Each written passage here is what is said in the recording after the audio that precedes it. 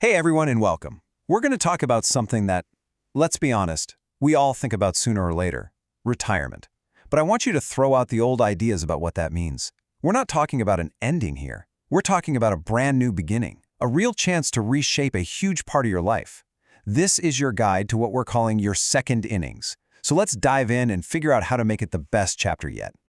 So let's just start with the biggest question right off the bat.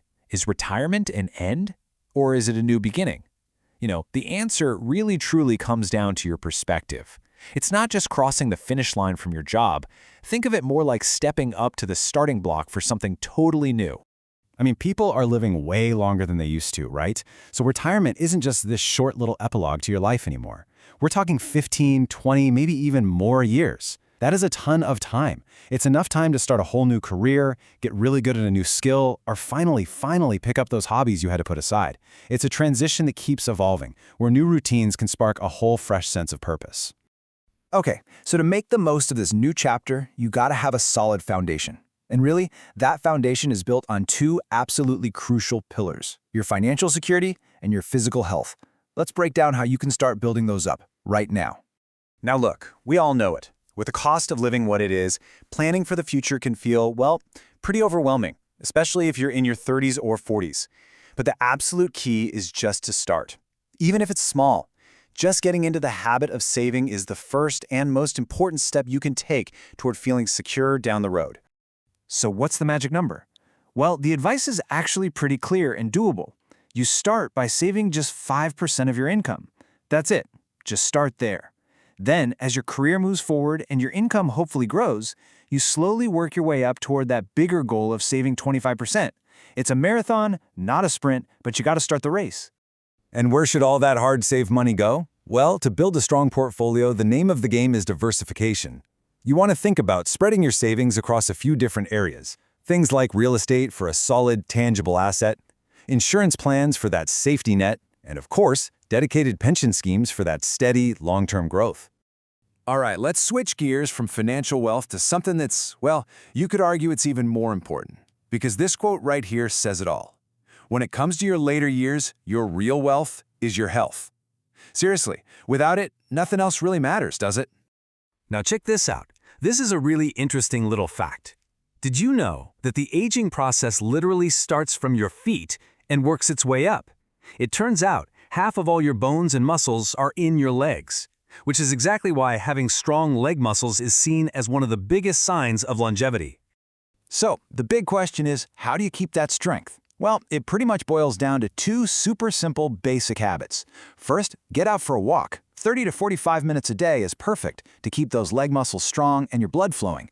And second, just make sure you're scheduling those regular health checkups to keep an eye on everything else. Simple as that. Okay, foundation is in place. Now let's talk about the most powerful tool you have for all of this, your mindset. This next part is all about making a huge shift in perspective. From seeing age as, a decline, to seeing it as an incredible opportunity for growth. And this just lays it out perfectly.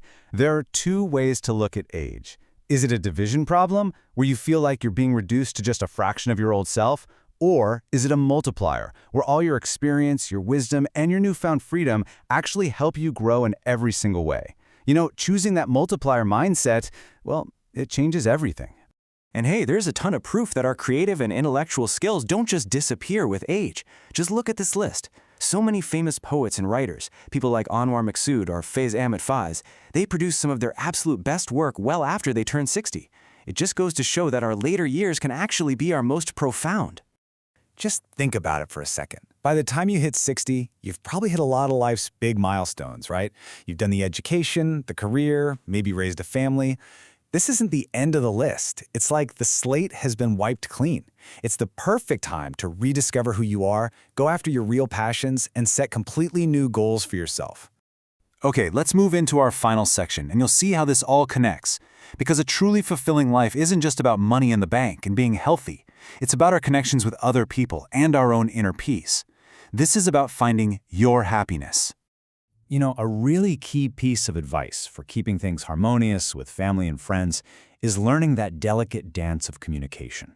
Your experience is so valuable, for sure, but it's also crucial to know when to offer up that wisdom, and just as important, when to just sit back and listen. So how do we find that sense of tranquility? Well, here are a few practical thoughts. First, try not to impose your views unless someone actually asks for them. Think of your wisdom as a gift, not a lecture. Try to let go of complaining. And this one's tough, but try to stop expecting gratitude from your kids and release any blame you're holding on to for the past. You really did the best you could.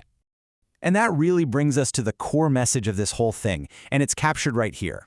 In the end, your happiness is up to you. It's not defined by anyone else, and it doesn't depend on anyone else. You are in the driver's seat, period. So there you have it. We've laid the foundation with health and finance, we've switched to that powerful multiplier mindset, and we've taken charge of our own happiness. Now, you're ready. This isn't the end of the road. This is the beginning of your second innings. All the preparation is done. The field is ready. The only question left is the one for you. This is your game to play now. So, what's your first move going to be?